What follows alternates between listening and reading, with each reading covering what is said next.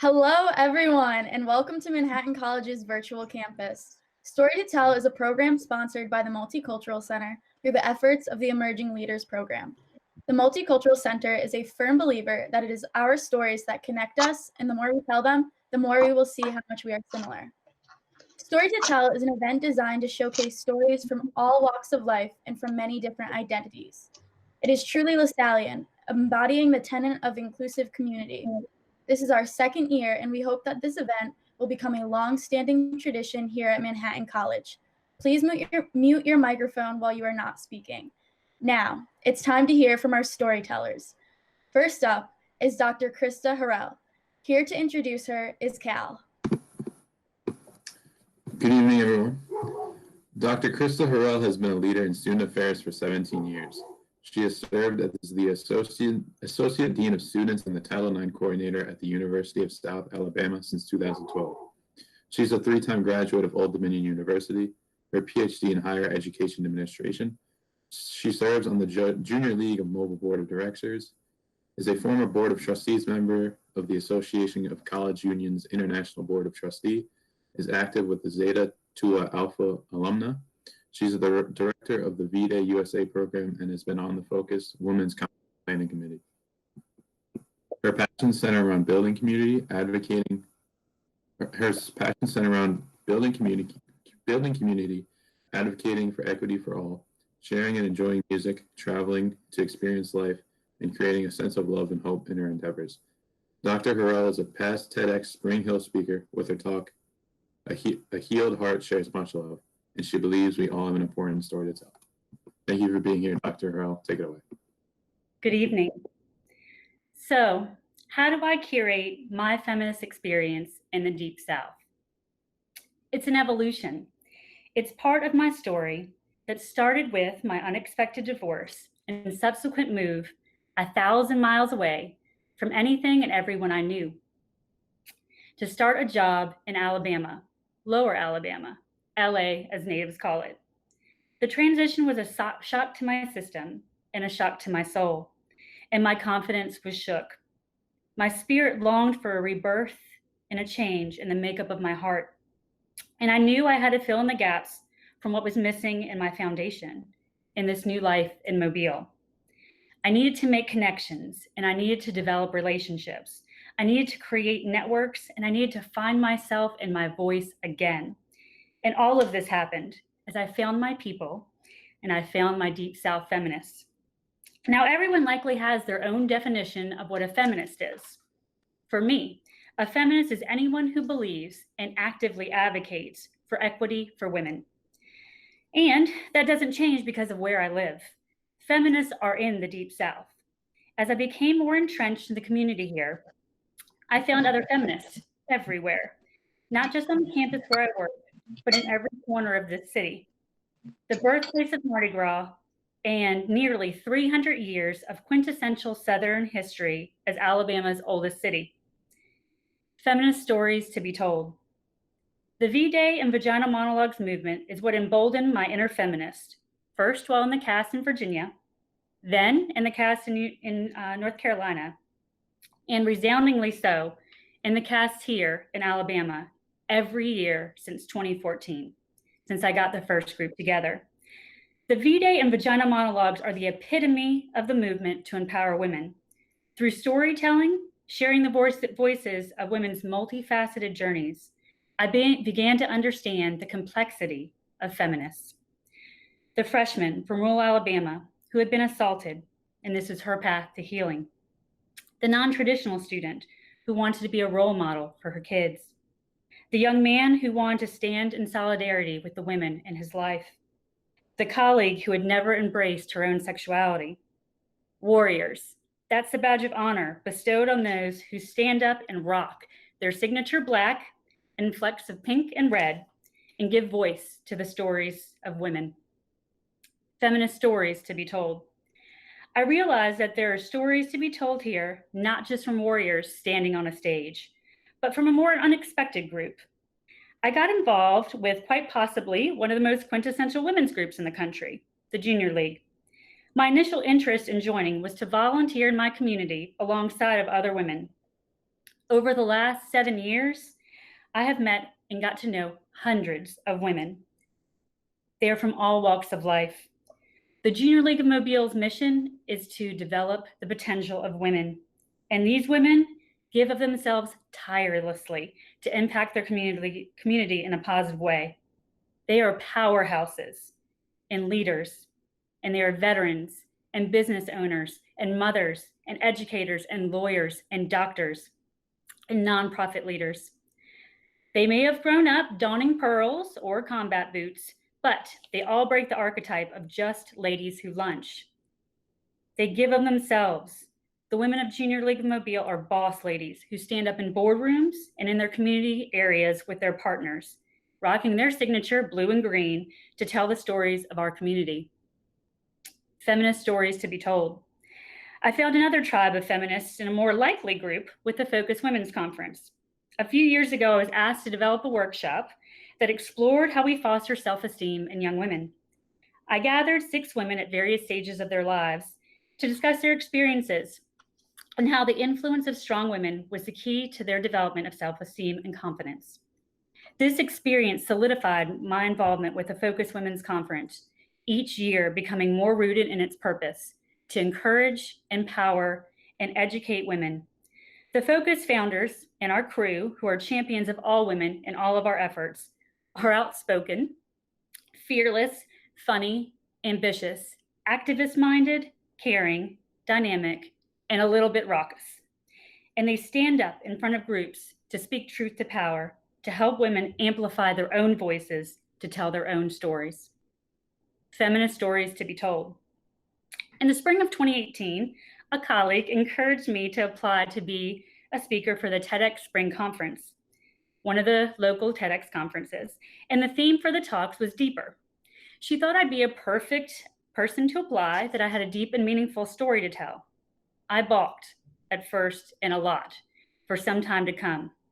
What did I have to say that was going to be of value to others? What story did I have worthy of sharing? After much encouragement from this colleague, I decided to find out.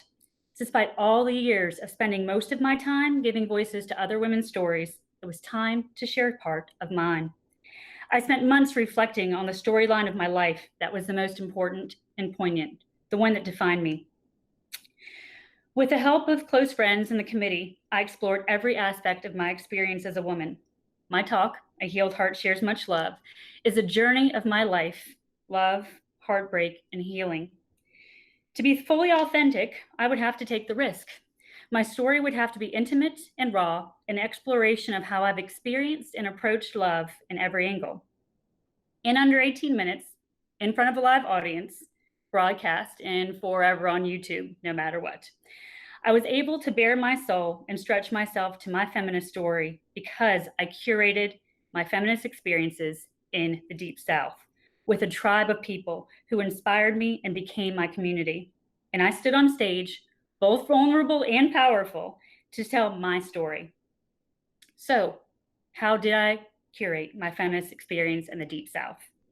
By finding and creating circles of people who care, who embrace strength and vulnerability by empowering each other and ourselves, by supporting and relying on each other, by listening, by seeing beyond stereotypes and forming our own opinions, by challenging the narrative and pushing societal norms so common still in the Deep South. There is so much beauty and complexity in being a woman and in being a feminist. And when we listen and when we let our guards down and we're open to what comes, we evolve. We find our tribes, we find our voice, we find value in the stories that we have to share. And my tribe is graced with an army of Deep South feminists who are forever part of my story. Thank you.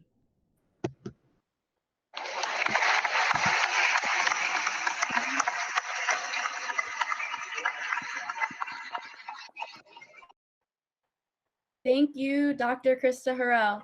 Our next speaker is George Lee. Here to introduce him is Megan. All right, everybody, I'm here to introduce George Lee, class of 2022. George is a civil engineering major born in Midtown Manhattan and currently lives in West Islip, New York. He's the brother of a future Virginia Cavalier, and his story today is a comedic take on a trip he took supporting his brother's baseball team. Thank you for being here, George. Take it away.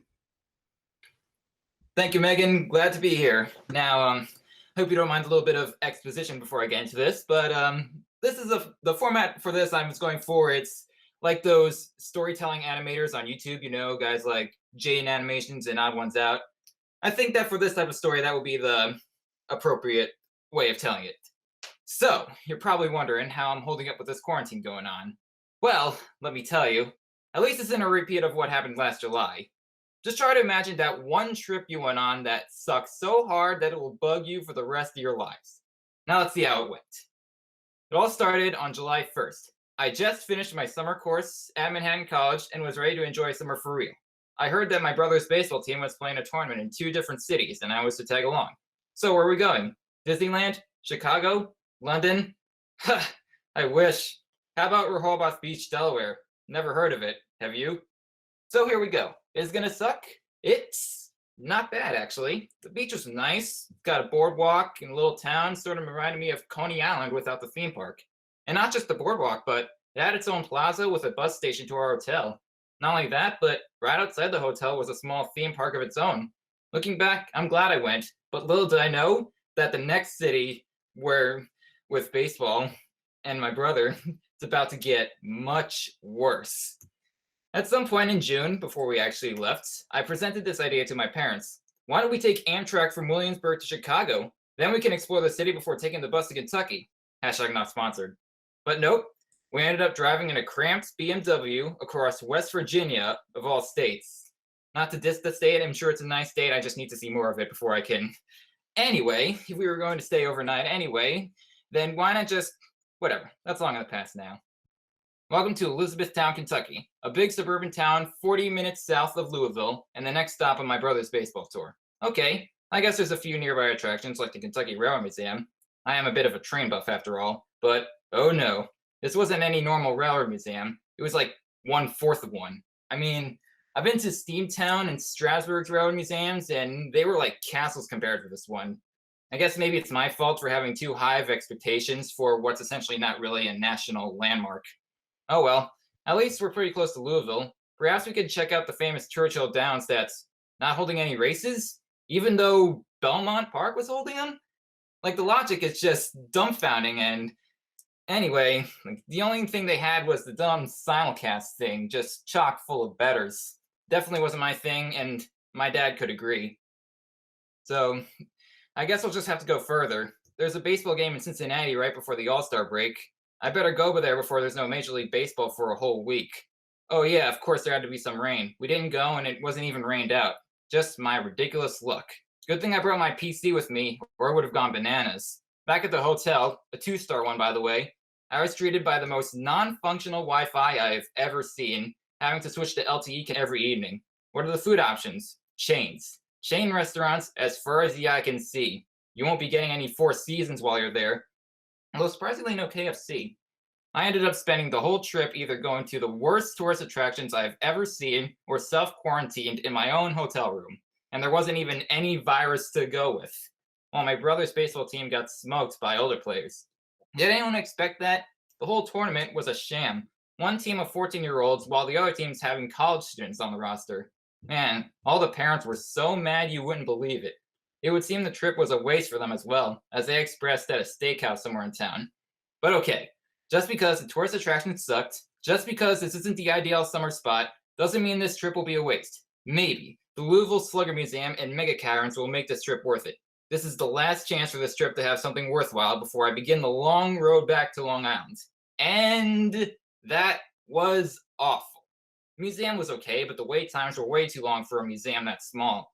As for the caverns, you thought it was an actual cavern. It's a mine, effectively lying to gather tourists, while the tour guide was spouting the most nonsensical, made-up stuff that me and my dad, who's been to a lot of these things, have ever heard. One more trek through Appalachia, and we're home. I'll take quarantine in my house any day over that helping of self-quarantine, car sickness, and dirty socks. Okay, apologies. That was kind of short compared to the average one, but yeah, I guess that's as much as necessary.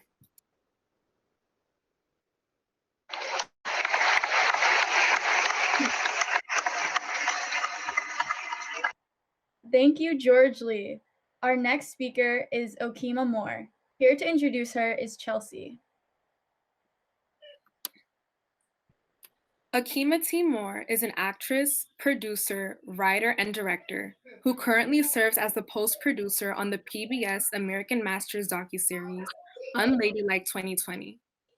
As a regional Emmy nominee and an alum of the Tribeca Film Festival, Okima has produced and directed a number of projects, ranging from web series like ABFF winner Little Apple to branded content for Netflix, Nickelodeon, DreamWorks, and Fox, while her personal brand More Than Enough Media serves as her hub for personal projects.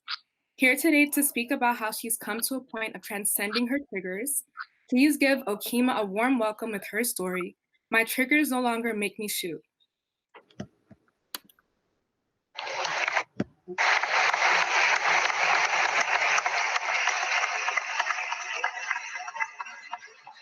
Hi guys, thanks for having me. My name is Okima T. Moore, and I'm really excited to talk to you today. I'm going to talk to you about being triggered. It's a very big buzzword these days, but I'm going to tell you about my situation. So what does it mean to be triggered? When you are triggered, it is anything that reminds you of a previous trauma, usually accompanied by an intense physical and or emotional response.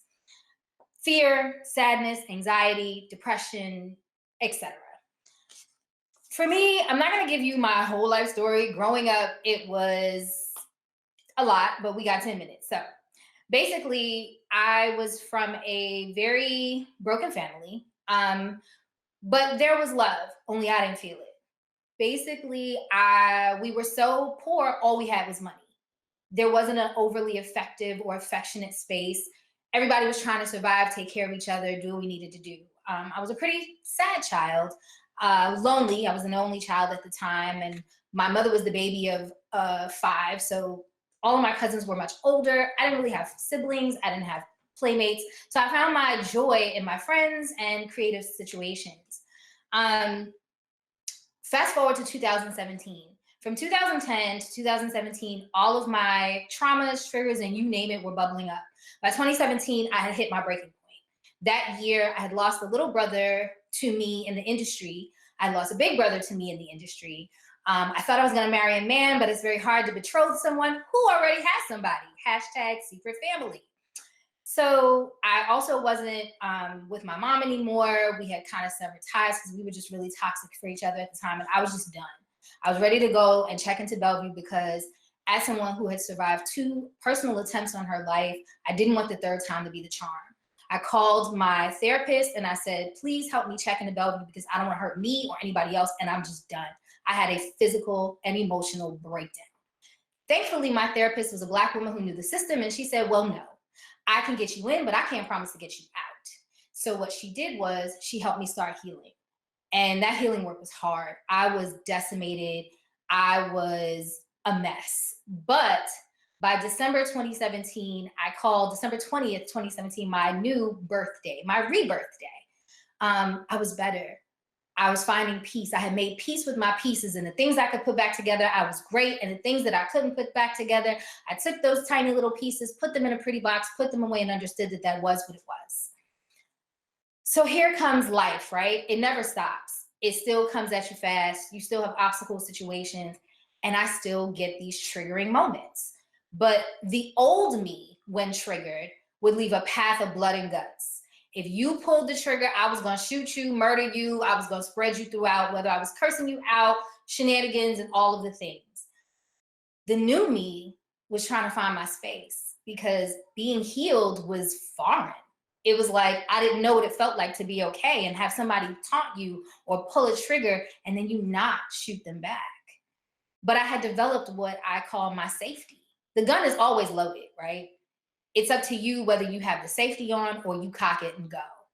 And for me, my safety became my self-inflection and my self-acknowledgement.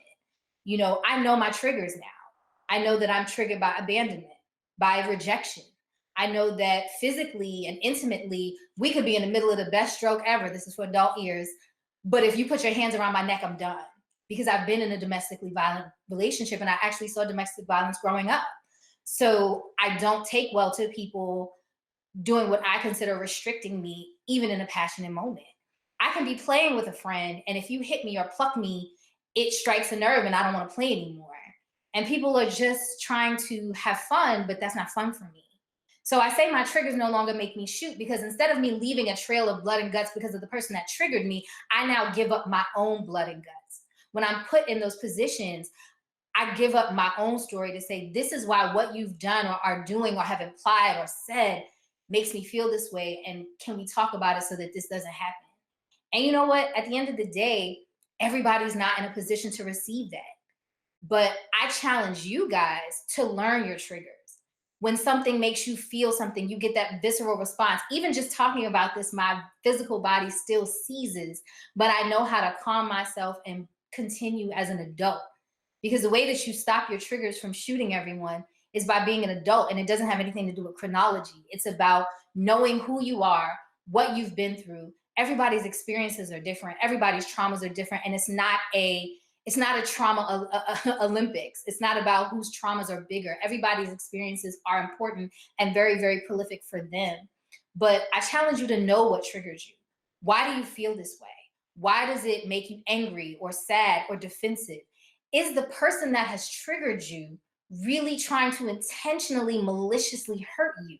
If the answer is yes, and child, we know that there are people that are doing this on purpose because they are just emotional hounds and they know how to manipulate you and take you there on purpose. Walk away. Those are the people that you want to really shoot for real, but you can't. So you have to walk away.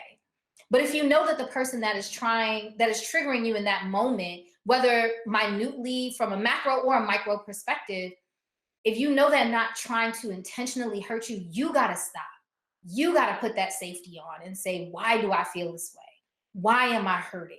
Why do I feel offended, hurt, dejected, rejected? Are they intentionally trying to do this? And if they're not, you got to put on your big girl drawers or your big boy boxes and say it to them. When you this, I feel that. Everybody's not going to care. Everybody's not going to receive it. Everybody's not going to go with you and ride with you on this. And if they don't, then that's not your tribe and those are not your people. But the people that love you, the people that matter, the people that will always be there for you, those are the individuals that will hear you. But the other caveat to that is everybody else is not healed. So if you are broken or coming out of a broken space and you're triggered by another broken person, they may not be ready to receive that you have the fortitude to say, this is where I am and I want to do better and not hurt you because I've been hurt unintentionally. So when I say my triggers no longer make me shoot, I'm saying that my experiences and my healing work have helped me so much. I have so much more peace. I have so much more grounding, and I love better. I love me better most times, but I love other people better because I can be honest about how I feel and why I feel that. And if it's anything from envy to anger, I have to acknowledge that. I have to hold that. I have to figure that out. And then I have to do better and articulate what I can with that other person. Because the only blood and guts I want to happen when I'm triggered is me giving you mine so that you understand who I am and what I am and where I am. And then we can make a better union, whether it's platonic, romantic, business, academic, whatever it is. When you understand why you're triggered and what your triggers are, you have a consistent and permanent safety. And even when that trigger is pulled, the gun is loaded, but it's never cocked and you won't leave that trail. And that is why my triggers no longer make me shoot.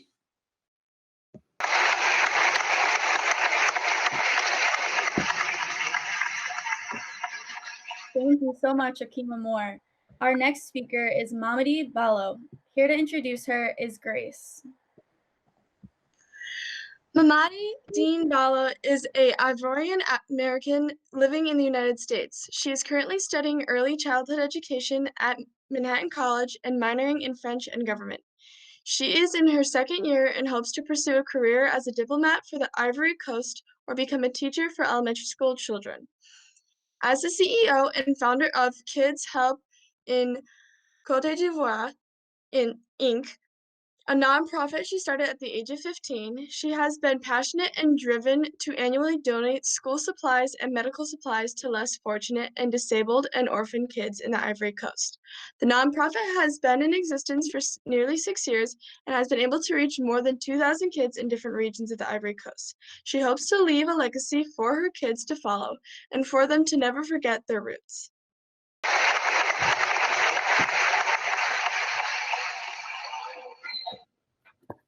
Hello, guys. My name is Mamadi Dean Ballo. I'm a sophomore here at Manhattan College, and today my story is about the future is Africa and how I have helped develop the future of Africa. As we know, Africa is the second largest and second most populated continent. Africa is home to over 1 billion people who speak over 1,500 different languages. There are 1.216 billion people in Africa as of 2016, and 16 countries in Africa record higher rates of vaccinations than the US alone, according to the World Health Organization. In the image, that you are seeing is South Africa. It is the tallest building in South Africa, and it was entirely designed by female architects. The next slide you will see will be Nigeria and Cote d'Ivoire. I have told you what is Africa already. So Nigeria, which is nicknamed the Giant of Africa. Nigeria is home to hundreds of different ethnicities, languages, and species. Cote d'Ivoire is known for its cocoa and coffee producing industry, and it's where I'm from. The importance of Africa. Its people. The people in Africa are the core to everything, and they are the reason people travel. Natural resources. Africa is blessed with natural resources, and it holds 30% of the world's known mineral reserves. Education. Since 2000, the number of African children enrolled in primary school have increased from 6 million to 150 million. The economy. The economy is booming more than ever. Artist Akon has created his solar panel company and now cryptocurrency. However, his sister is the brains behind his multi-million-dollar company. And Ivory Coast and Benin and other countries in Africa will now be changing their currency which will be called ECHO, which now is a partnership with France, which France has 50% of its reserves. Governance. As of today, women and citizens and workers are receiving greater authority and power. Many women are now able to gain leadership roles in the government and are being treated fairly. Health and medicine. In many parts of rural Africa, traditional healers are the most easy, accessible, and affordable health resources available to local communities. Africa is known for its cure for malaria, and many countries like the US and France rely on them to send over the medication for this disease. Afrobeats. Afrobeats is one of the hottest genres of music out there, which involves the combination of an element of West African music styles. However, it started in Ghana in the 1920s and Nigeria in 1970s. Young entrepreneurs. Nigerian entrepreneur, 33-year-old by the name of Timotop, has started the fastest growing educational technology company called Crystal Digital, which was founded in Nigeria and has made it to 50 schools. What the media displays about Africa. Africa is known as one of the poorest continents. However, Africa is poor, but the misconception that its people walk daily without clothing and they don't have any food is a misconception and is not true. Now it's time for the future that Africa your disc holds. is almost. What the future that Africa holds. The future leads to population growth, technology advancement, infrastructure growth, and the economy booming. The continent's total population will increase from 1 billion in 2016 to 1.16 billion in 2030 and 3 billion in 2065. Tech startups across Africa raised 129 million in investment fundings in 2016. Its infrastructure will expand from metro lines to solar panels, and the list goes on. To sum it up, its economy has and will continue to expand, and it will continue to have one of the fastest growing economies of the continent.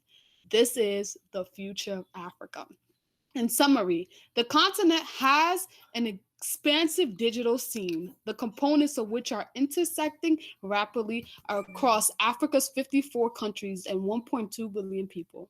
These spaces have been focal points for startup formation, digital skills building, events, and IT activity on the continent. Now it's time for me to discuss how I have helped to build the future of Africa. HKC stands for Help Kids in Cote d'Ivoire, Inc., which is a nonprofit I began at the age of 15 when just a freshman in high school.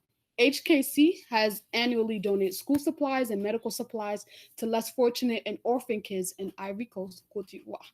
As of today, we have been able to reach about 2,000 kids since 2015. We are hoping to expand to different countries in Africa, but first I decided to start in a place I call home, Cote d'Ivoire, a place where my parents were born and a place I call my second home. The pictures are the donation of supplies of the 2020 donation of supplies in January and the logo that I have created.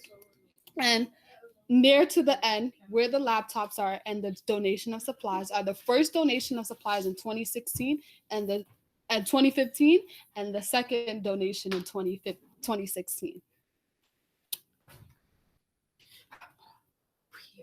We are able to, I have organized an international women's Day brunch, which I have been able to raise $525 for 300 girls to get hygiene and toiletry products. Africa is an opportunity, one that is being shaped by and for its people. This is the Q code to my nonprofit's website. You guys can check it out and contact me there from there. Thank you guys so much. I appreciate all of the love and support. Thank you for listening to my story.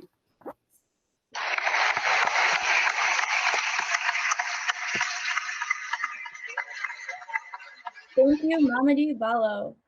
Our next speaker is Chris Kuritich. Here to introduce him is Hayden Green. Okay, great. Chris Kuritich is a great friend of mine and currently serves as a college administrator in college upstate New York. He is known as a poet and one of my favorite girl dads ever. So without further ado, I want to present Chris's recording as one of the funniest stories that I have ever heard in my entire life. Ladies and gentlemen, Chris Kuritich.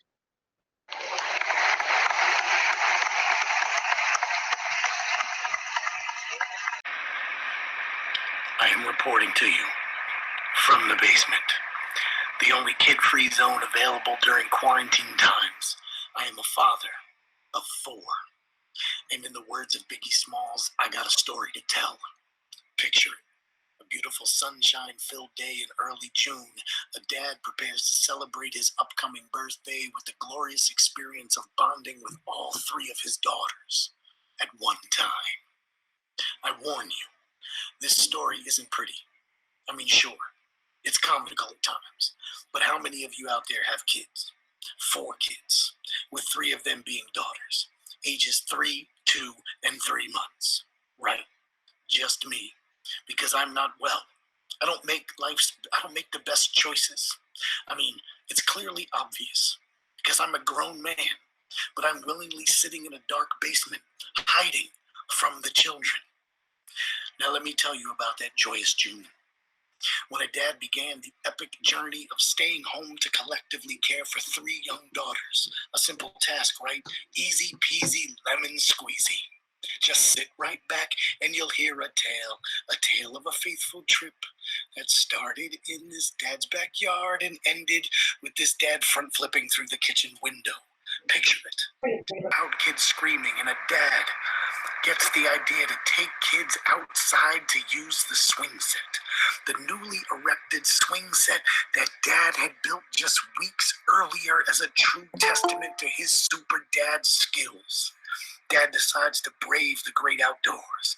He dresses all three of his daughters in their best. You have permission to get these dirty outfits. He laces up his best pair of New Balance. What are those, Dad shoes? He tightens the belt on his baggy, ill-fitting Old Navy cargo shorts, the ones with the extra pockets for baby bottles and wipes and snacks and diapers and more snacks and all the things necessary for surviving a mere 5 minutes outside with multiple small children. Dad confidently charges forward, leading the small troops out the side door and into the yard. He planted his flag in the yard and rejoices and exclaims, "Go forth and play! We have conquered this yard." And the small soldiers do what they do best. They complain about everything. Everything under the bright spring sun. But Dad is equipped and ready to handle it all. "I'm hungry," one yells. Dad checks a pocket. Boom, fruit snacks. "I'm thirsty," chants another. Boom, Dad flips a sippy cup of apple juice out of his pocket. The third one cries and screams because words don't come easy for her at this age. Dad easily yanks a bottle from his back pocket. All challenges accepted. All situations eased. He is Super Dad. And just as Dad begins to pat himself on the back, the super cute, doe-eyed 4-year-old creeps in close and whispers the nightmare phrase that no dad wants to deal with. The 4-year-old leans in and says that one faithful phrase that can bring any dad to his knees: "I have to go pee." Suddenly the thunder clapped. The trees swayed harshly. The breeze felt cold, and the sun had gone dark, but never failed, for Dad knew that the 4-year-old was special. This 4-year-old was of the potty-trained clan. So Dad, gazing into her little eyes, proudly told her, "Go inside." And she did, with sass, lots of sass. Dad turned his attention back to the other children, pushing one on the swing, rocking another in his empty arm, passing out snacks and on demand, basking in the joy of it all. And suddenly, the super cute, yet shady 4-year-old joyously bebopped her way back through the side door, slamming it shut behind her and exclaiming, "I peed! And I locked the door!" The birds fell silent. Dad panicked. Feverishly checking his 9 Old Navy pockets, Dad brought everything outside. Everything except a phone and keys. Dad charged for the side door, thinking to himself, in no way can a 4-year-old manipulate the lock, and thud! Dad crashed into the locked door, and there was Super Dad, pockets full of snacks and juice boxes and baby bottles, confidently caring for 3 children. Dad had it all, except a phone and house keys. Dad panicked. He didn't keep his cool. He cussed and swore and kicked the dirt, and the children did what they do best. They laughed at Dad's despair, and suddenly Dad remembered the kitchen window was open. So there Dad went, summoning all the energy and athleticism of his 43-year-old out-of-shape dad bod. And as the children looked on in bewilderment, Dad removed the screen and launched himself up over the window frame, slithering through the window and onto the kitchen floor with the elegance of an overweight duck-billed platypus. Triumphant and rejoiceful, a true American hero, Dad grabbed his keys and beer and went back outside to forth a new fight.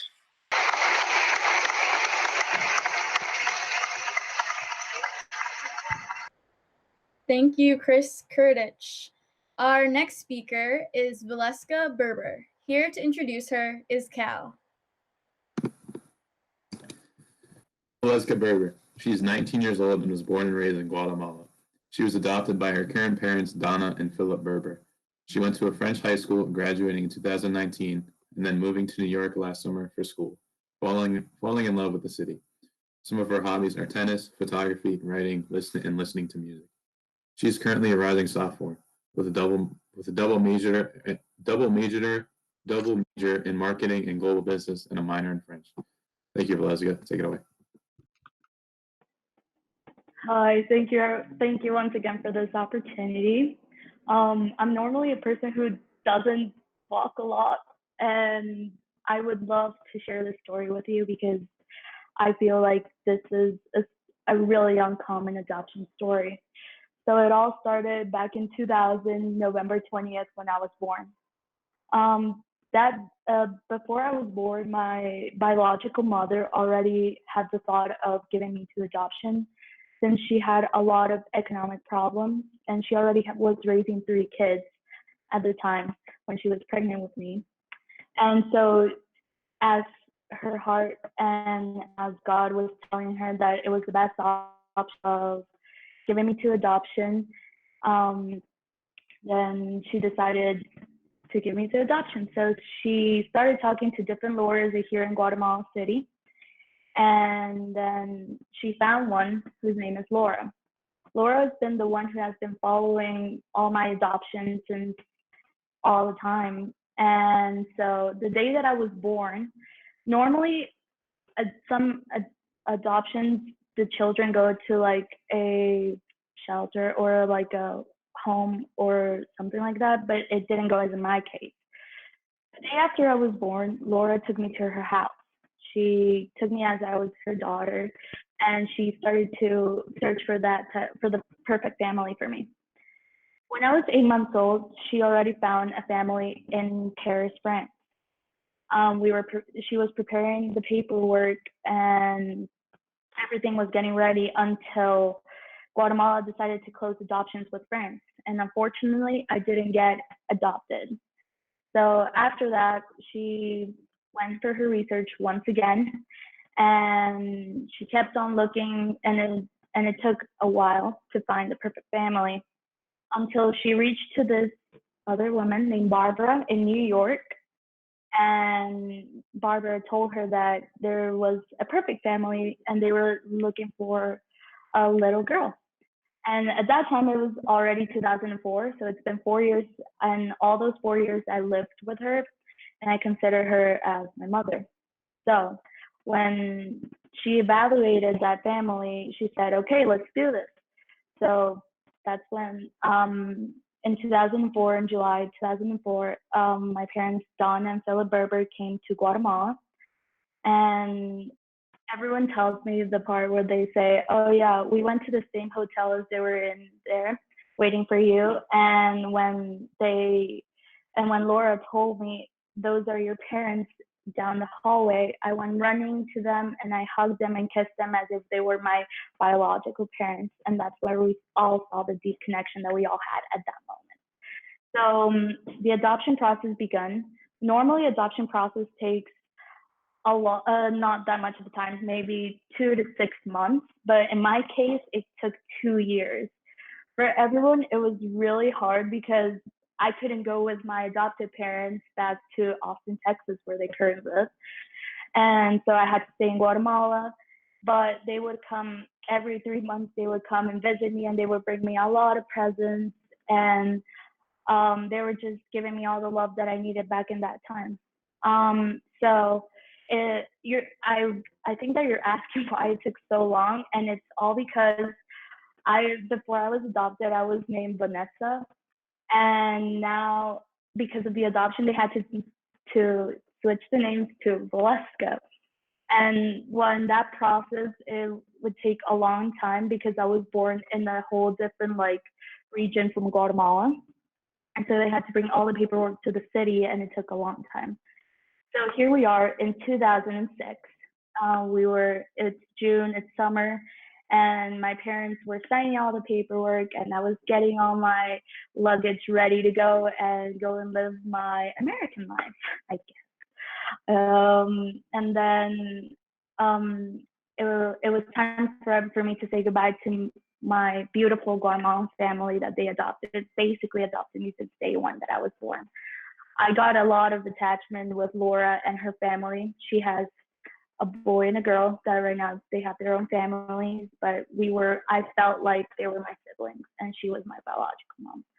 So I went back to the United States in Austin, lived there for 3 months. The first month, it was really hard because I was still learning the language and I was still trying to communicate with my parents. And sometimes they would not understand why was I crying or what did I need.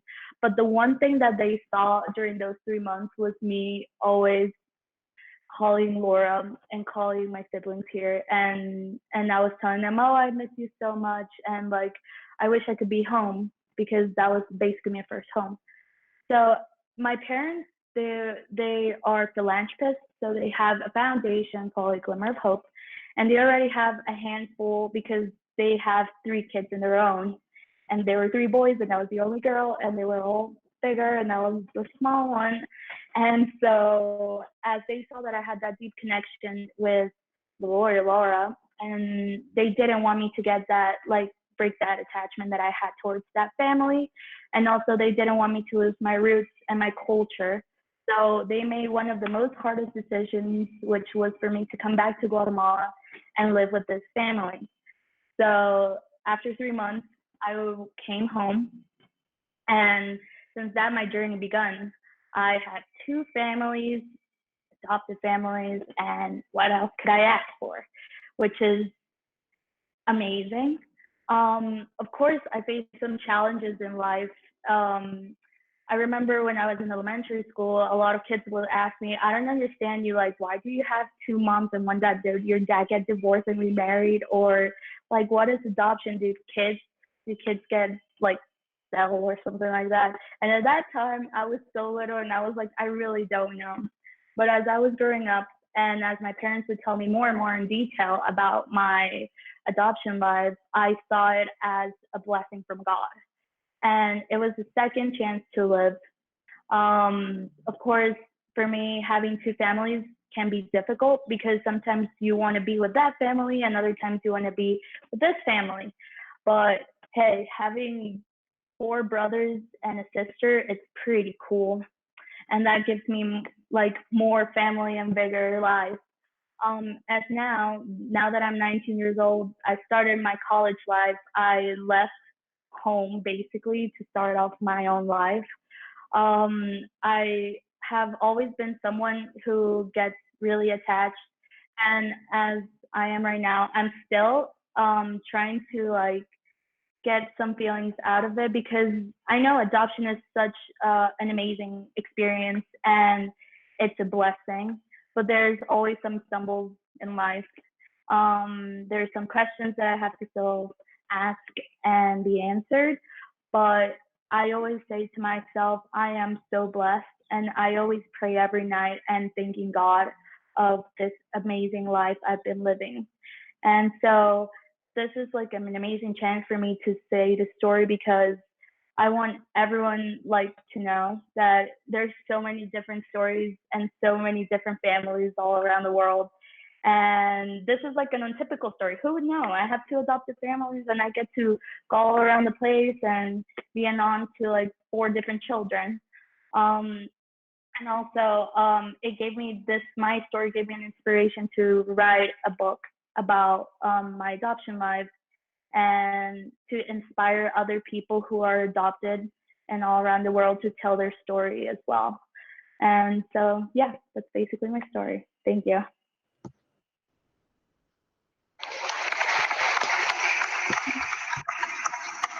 Thank you, Valeska Berber. Our next speaker is Keith Fonseca. Here to introduce him is Chris. So, although I haven't known Keith for a very long time, only a matter of weeks, I've gotten to know him very well. And his story is really an incredibly powerful one, and it offers an incredible perspective about not only the bad things in life, but I know that he can tell you he knows a lot about the great things in life. And earlier in the event today, you guys might have seen on his nameplate that Keith also goes by DJ Debt Free. And his goal as DJ Debt Free is to exterminate all student debt. So without further ado, I would like to present to you all Mr. Keith Fonseca.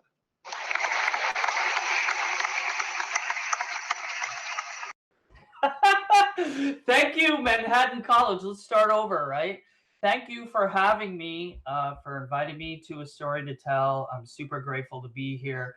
I want to personally thank one of my very best friends and favorite people, Mr. Hayden Green, who has always been a brother to me, for having me this evening. I want to also thank you all for being here tonight. Thank you for allowing me to do this presentation from my room at home. It's such a wonderful feeling to be able to share my story in my underwear, right? It is so freeing and so comfortable that I'm so grateful I could do that. Wow. To be able to, tell you about how, this lost soul was found, and given the opportunity to become someone he can be proud of, really proud of, and to become that DJ debt free. And I am going to exterminate student debt. And I am building $100 million company. And if you have a dream, anyone that comes within 3 feet of you should know about it. That's what Les Brown says. Live your dream, be your dream. So let's talk about pain, power, and passion. I'd like you for a second to close your eyes and be with yourself. And while your eyes are closed, I want you to see the person you love the most. Feel their touch. Hear their breath. Sense their heart. And now it's a warm summer day, and you're sitting in California, not far from the beach, and you get a phone call from a sibling who says about that person, I can't wake him up. I can't wake him up. What do I do? Well, press on his chest. And 1, and 2, and 3. Can you see that person gasping for air? Can you see them passed out, the person you love the most? How are you feeling right now? What's going on in your mind? Is it racing? And 1, and 2, and 3. You hear police come in. I'm sorry to tell you that person you love the most is gone. They've passed on. This is what's happening in our society right now. And this is what happened to me 3 years ago when my brother passed away in the middle of the day. 41 years old, never living his dream, having been hit by a drunk driver, 14 years, 30 surgeries, and now he's died. And he never got to live his best life. You can open your eyes. How do you feel? Is your heart racing? Are you asking questions? Why? Why did this happen? Let's take you back a little bit to my story. I was an assistant director of campus recreation at Montclair State. I got to work with your own dean, Esmilda Brew. I got to survive every day the non-funny jokes of Hayden Green. And I got to live a life of passion, of helping students. I had gastric bypass. I lost 140 pounds in a year. The following year, a doctor told me, hey, you have a hernia, we'll fix it. The repair went wrong. I got sick. I fell out of work for 2 months.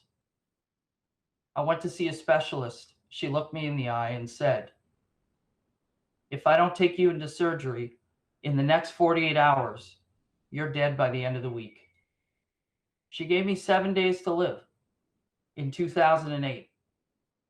I didn't accept her offer. I said, Doc, tell me what I got to do. She said, well, I have to take you into surgery. I said, let's go right now. Let's do it right now. She saved my life. 3 repair surgeries on my abdomen later, and I was hooked on painkillers. It was the worst, horrific thing I've ever experienced. 3 years of terror. 3 years of waking up and not knowing, was today the day that I was going to have to go commit a crime just to live, just to survive. And thankfully, I never had to. Or maybe I did. Who knows? But let me tell you, at the end of my road, I spent 12 hours a day on a couch, jobless, basically homeless, no medical care, watching a television that wasn't even on, 12 hours a day, wanting to die and not knowing how to do it. Can you feel that? Can you see that? What would your life be like? Or maybe is that you right now and you're not reaching out for help? On July 9th, 2013, I hit my knees. I asked my higher power, who I call God. I said, God, I can't do this anymore. I need your help. Tears were streaming down my face. The next day I was clean. And so the journey began. 7 months later, I got what I thought was my dream job, out to California. I was going to be in Orange County, California, and I was going to be the director of a recreation center. 8 months later, I got the students of that university to approve $180,000 more funding for student recreation. I think I just made Dean a bruised heart stop for a second. What? Yeah, they approved it in 8 minutes. And my boss fired me because of it. He didn't want that money to go to student programs. He wanted it to go to earthquake insurance. Earthquake insurance? You guys think that was the worst day of my life, don't you? I got fired. It was the best day of my life. One of them, at least. Let me read you a quote. The real voyage of discovery consists not in seeking new lands, but seeing with new eyes. Where are you guys looking today? What are you looking at? What are you looking for? What is this experience about for you? Did we come to a story to tell, to listen to other folks' stories, or did we come to story to tell to leave as better people? Let me tell you what happens to me after I get fired. I become open. The universe has so many gifts to offer us.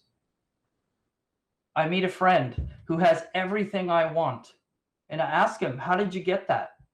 A beautiful family, a wife, children, a house, a great job, a career, freedom. And he said, if you want everything I have on the outside, you're going to have to work on the inside. How little do we work on the inside? We work really hard to gain on the outside. And friends, my experience is that everything is gained on the outside by working on the inside. Can change your world by changing ourselves. What happens next is the most incredible thing. I go unemployed for 11 months, but my brother says, stay in California, you're doing well. Let me pay for you. I take on a career as a sales representative for construction. People who know me have known I've been a salesperson since 3rd grade, but I didn't know it. My father has been a salesperson for 45 years. I've done everything I can in my power not to be my father. I am my father. What happens next is still unbelievable. 3 months later, I'm the salesman of the month for a $100 million construction company. I was getting an award on August 5th. My brother dies on August 4th, and I didn't call him early enough. If you're at home right now with people you love, you better hug them when this program's over. Because there are people that are dying all over this country. And Manhattan College is in the middle of the thick of it. I myself know personally 4 people that have passed from coronavirus. But this pandemic won't break my spirit. I won't allow it. I won't let it. 4 weeks ago, this past Tuesday, it happened again to my family. Middle of the day, I'm at work. My father calls me home. There's police and ambulances. My brother's wife has died. Second time in 3 years to this family. Guess what? It won't break us. Grief. What does Marcel Proust say about grief? Let us be grateful to people who make us happy. They're the charming gardeners who make our souls blossom. Happiness is beneficial for the body, but is grief that develops the power of the mind. What are you going to do in the middle of suffering? What are your choices? And are you going to pull from that inner strength that you already have? See, I don't believe we gain strength. I believe we discover our strength in the middle of that grief. That is my belief. And that is what has happened for me. Let me tell you, after I did that construction job, I went to a couple of leadership programs. Leadership was key. I spent $15,000 developing myself. It was the best money I ever spent. I learned that we don't win when we win and someone else loses. We only win when we all win. We must have win-wins. I learned the journey of 18 inches, to live from here instead of here. When I live from here, everybody wins. I learned the power of my vision, of my dreams. I climbed a 70-foot pole and walked across a beam. I'm terrified of heights, folks. How did I do it? Two things. I had a tribe supporting me, a group of people shouting from the ground, saying, "We love you. We believe in you. You can make it across." Where's your tribe? Right now, we're stuck at home. But have we connected with our tribe? Have you surrounded yourself with the right people to do the things you want to do to get across that beam? Because getting across that beam required one thing: vision. Always keeping my eyes on the vision, never looking down. Letting myself know that I can be who I want to be, I can accomplish what I want to accomplish. And then the fourth one I went to was about giving back to the world. And it was there I discovered why I was born.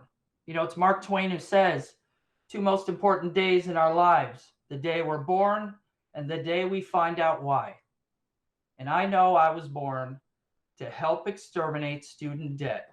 Yeah, that's right. Coming to you live and direct from Matawan, New Jersey. It's DJ Debt Free. I would play some music. I would scratch it out because I'm getting rid of your debt. I know how to do it, and you need to get in touch with me right away. And if you don't know about my dream, and you don't know about my soul, and you don't know about my passion, you're missing out. So let's get together on this. Live your life with passion. Go for your best life. And if you're not doing that, you're wasting time. Thanks for having me.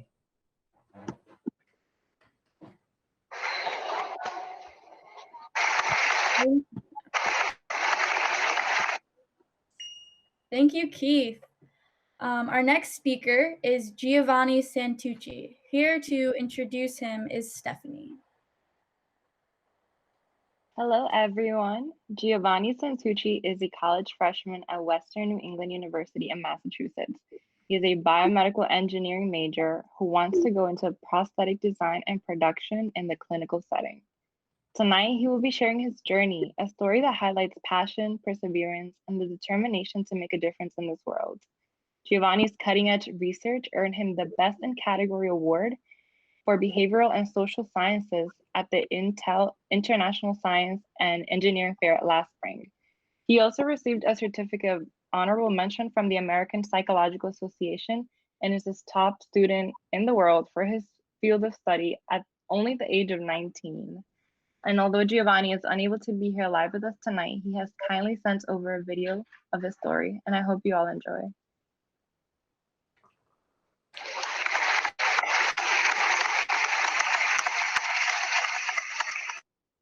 How's it going?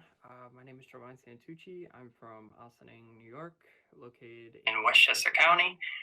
Today I'm going to be talking about my experience in Lasallian science research. And science research is a program in my high school that consists of a 3-year apprenticeship and scientific research, basically a program that you have to go through that will allow you to explore an idea you have, a question you have, a scientific inquiry that you may, just want to test and want to see if it's correct. And it is one of the hardest things I've ever done in my life. It is one of the most difficult things that, a high schooler can go through, in my opinion. And it was a lot of work, but I stayed through it, dedicated, and, had an amazing outcome. But to start the story off, my experience started freshman year of high school. I was around 13, 14, whatever you are, as a freshman, whatever age you are. And I heard of this program, and through all my life, I've always been inspired by science. I've always loved science. I've always had a passion for science. And, I've always had that inquiry within me to just test things and want to find out new ideas. And ever since I was young, I've always wanted to make a mark on the world. No matter how small, I've always just wanted to make a mark and just find something out that nobody else has found out. I've always found that fascinating. And so this research program was introduced my freshman year, and I gravitated towards it very fast. I wanted to be in it. I wanted to, work as hard as I could in it. I wanted to really, this was my opportunity to, find out something no one else has ever had. I've always had these questions and I've always wanted to test them. Now this was my opportunity to do that. So I went through the application process, and it is one of the most rigorous processes that you can go through. It is so difficult, and it was something that, as a high schooler, never would have thought I would have to go through. It consisted of them checking your grades, you writing essays, you getting recommendations, interview processing, everything. So I went through all of it, and I was wholehearted about it, and I worked very, very, very hard to do it and to hopefully get accepted. Fast forward a few months, and basically I got denied from it. And it was very heartbreaking, crushing, stinging, awful, terrible, all dramatic things that you can go through in your life. No, but it was very difficult. It was one of, it was just a crushing thing to go through, especially when you were 13 or 14, and that was your one dream that you've always had, and it was right there in my hands. But I didn't let it stop me. I persevered, I went through, and basically I was able to get recommendations from different science teachers in that high school, because even though I got denied, I still went through the questions. I did all the work to find the question that I wanted to ask. I wanted to continue, and I wanted to keep going, and I wasn't going to let that stop me. I wasn't going to let being denied stop me, and knowing that, it really is possible to do it at my age, I was going to continue regardless. And a lot of my science teachers saw that in me, and a lot of the community members even saw that in me. I was working at a deli of all places, and it was remarkable how even they saw it. And I'm working there, like, I didn't even say anything, but they saw the passion within me, and how, crushed I was that I didn't get in. And they went in and vouched for me as well to the science research teachers. So a lot of yelling, a lot of stomping on feet, a lot of just angry letters written by people that, I didn't even ask. I didn't even know this was happening. I really had no clue any of it was happening until I was told that I got in. And really just so humbled and so grateful for all the people that vouched. I mean, I just was doing what I normally did, and people saw that, and they helped, which is something really remarkable. It says a lot about the community too. But basically, after all of that, I got accepted my freshman year, and thus started the science research program and the experience that I went through. And I went from, this kid who was doing his research on his own to now going into NYU, working with a leading researcher in sensory integration and sensory integration deficits, diseases that are associated with it. And what sensory integration is basically you integrate all your 5 senses, basically mostly from your eyes, your inner ears, and your joints, really, to determine where you are in a 3D space. And so I worked there using a VR headset, and I came in with a question that if you had multiple concussions, if you've had a history of multiple concussions, why are you getting these concussions? Why are you getting so many? You don't get like 1 or 2, you get like 5 or 6. So, a lot of the high schoolers that I knew, and even participating in some sports, I saw it. It was 5 or 6 kids would get concussions. I apologize for my dog. But yeah, you would get 5 or 6 concussions, and it was really significant, impacting on these adolescents' lives. So I went in with that question, and I wanted to know why. And my hypothesis was that if you get a concussion, there's some type of deficit in your sensory integration. There's some type of deficit in how you perceive where you are in a 3D space. Basically, if you get hit with a softball, and you get a concussion, the next time you're going to be in that same scenario trying to dodge that softball, you'll actually be at a slightly less advantage for dodging it because you can't determine where you are in a 3D space. And using a VR headset, we can test that. And long story short, a lot of work, a lot of processing, a lot of people to go through, a lot of colleagues to talk to, a lot of people who are, leading researchers talking to a high school student, trying to get them to basically test in a high school with me. A lot of that went through and a lot of communicating went through. But basically, fast forward, I found that my hypothesis was correct. It was really something amazing because I had literally done what I set out to do. I found out something that no one else has ever found, and it was amazing. It was, one of the best moments of my life, really, because I had a goal and I finally was able to do it and figure it out. And fast forward another year. It's now my senior year. Junior year, I found it. I found out that my hypothesis was correct, but senior year, I went into competition. And competition was very daunting. I mean, you're talking to people who are neuroscientists. A lot of my judges were neuroscientists at the time, and I was behavioral science category. So I was a student who was in behavioral science, and they were placing me with neuroscientists because my project had to do with the brain. So I'm talking to neuroscientists who know a lot more about the brain than I do, asking me questions that, in a million years, I never thought I would know the answer to, and trying my best, really, just to get my point across and get my presentation across. And I ended up winning a competition regionally at Westchester between 500 kids. I placed third and was able to go on a trip to Phoenix, Arizona, and compete in a global competition known as ISEF, the International Science and Engineering Fair, held by Regeneron every year, except for this year, unfortunately. But basically, I participated in that, which consisted of around 1,800 kids, maybe more, around 1,800 kids from around over 100 different countries. I don't know the exact numbers, but over 100 different countries they participated. And I was able to, again, meet with these researchers, meet with people that I never expected to meet with ever. And through the dedication and hard work, I think it really showed through that. And my passion for the project really showed through. And I was able to place first in my category, which is an achievement beyond anything that I could ever imagine ever achieving in my life. Because there's 1,800 kids, placing first, there's multiple first place winners, so there could be 10, 15.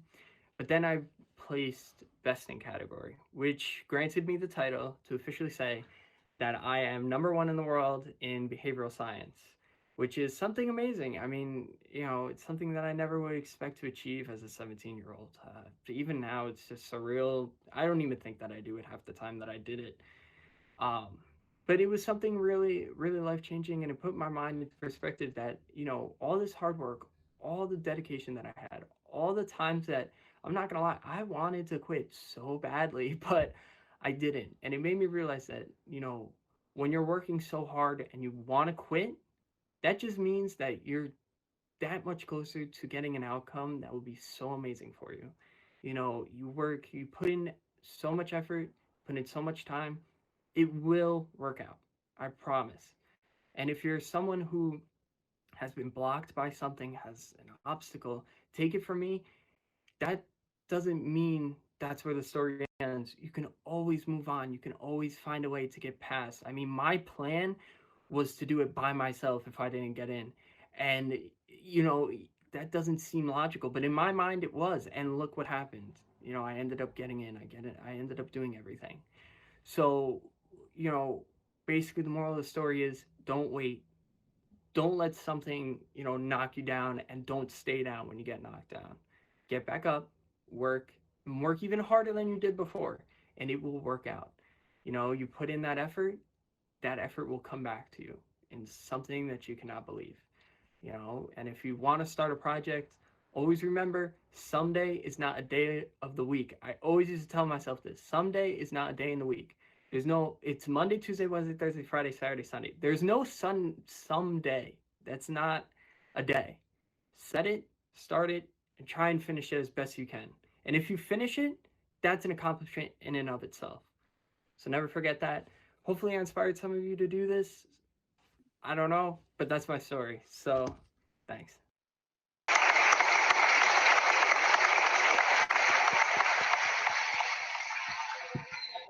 Thank you, Giovanni. And now our final speaker is Dean Esmilda Abreu. Here to introduce her is Ava. Thank you, Izzy. Dr. Esmilda Abreu received her master's degree in psychology and her doctorate in organization and management. She received the Governor Whitman's Pride Award for working with diverse populations and developed the first hospital credentialing program for complementary medicine in the country. Dr. Abreu has studied meditation and contemplation and has had a personal mindfulness practice for more than 38 years. She was a member of the faculty at Montclair State University in the MBA program of the School of Business. Dr. Abreu is the founding president of the New Jersey Coalition Against Human Trafficking.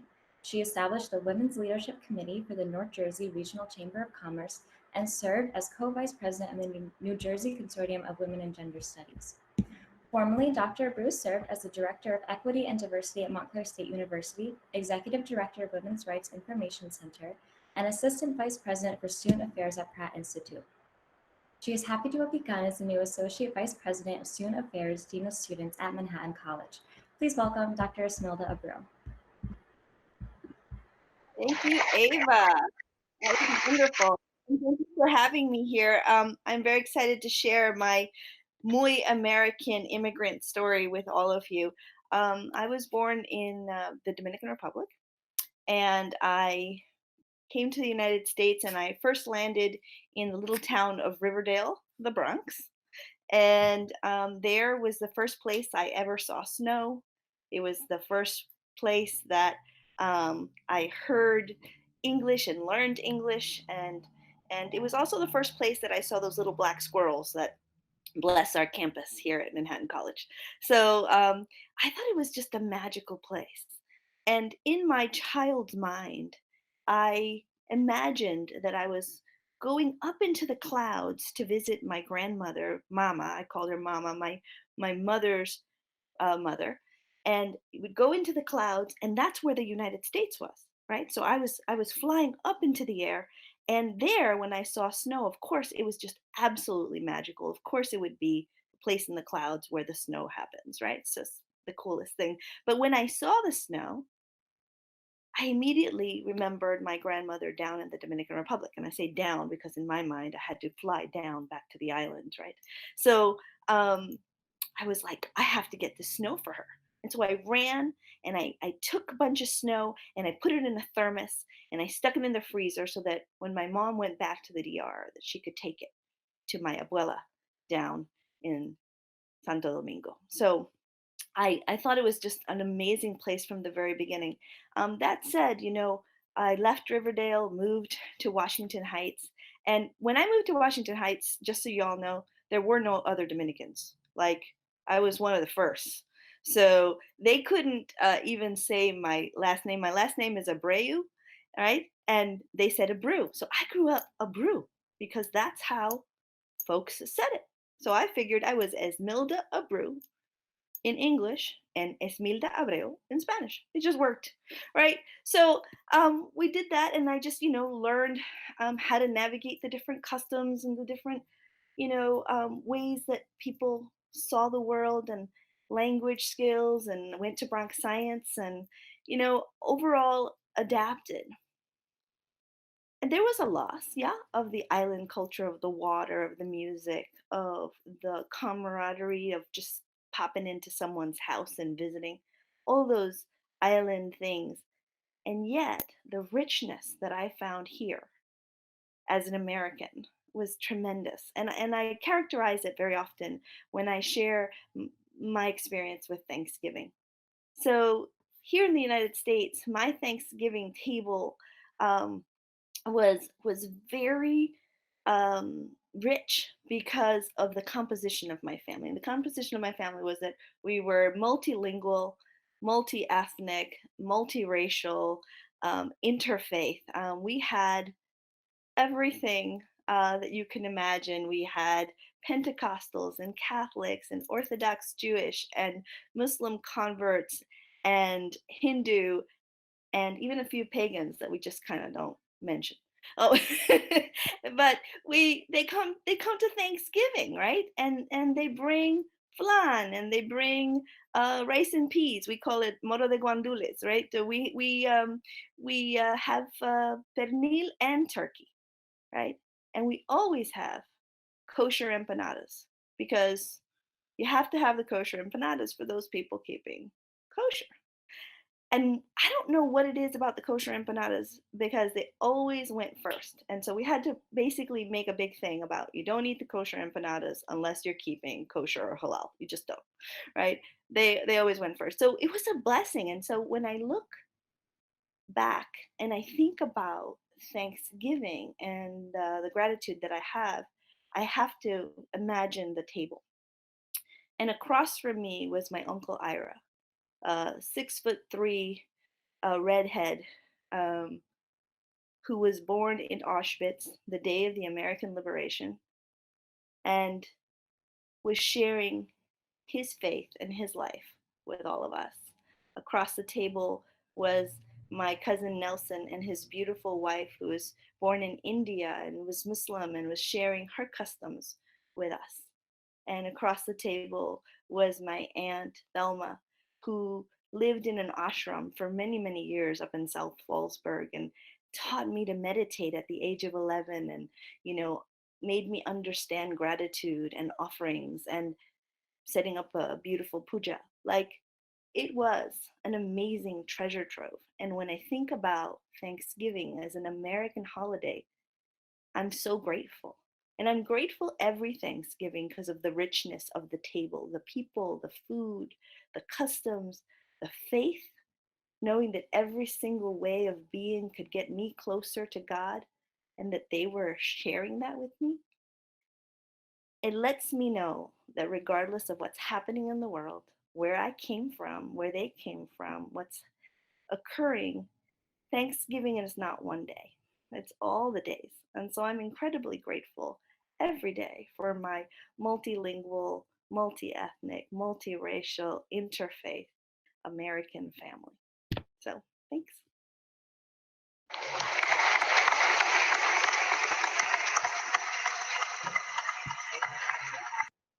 Thank you, Dr. Esmilda Abreu. I just want to thank everyone for coming out tonight to our second annual Story to Tell event. It was really great to hear everyone's stories. I feel like I've come out this end a different person with different perspectives, and I'm just really thankful for all of you for putting yourself out there and sharing your stories, and thank you to everyone else for listening. I also want to step in and thank you, Isabel, for being such an amazing host. Everybody give it up for Isabel. And I also would like to thank the team that put this all together: Chris, Stephanie, Megan, Chelsea, Cal, Ava, and Grace. They really did an amazing job. And I want to thank you all for sticking with it and being flexible and changing things on the fly. And this has been amazing. Thank you all for coming out. There are still some speakers who are on the line, so we'll leave the line open for those who can stick around. And if anybody has any questions for any of the speakers, please feel free. Thank you so much, everybody. This has been an amazing night.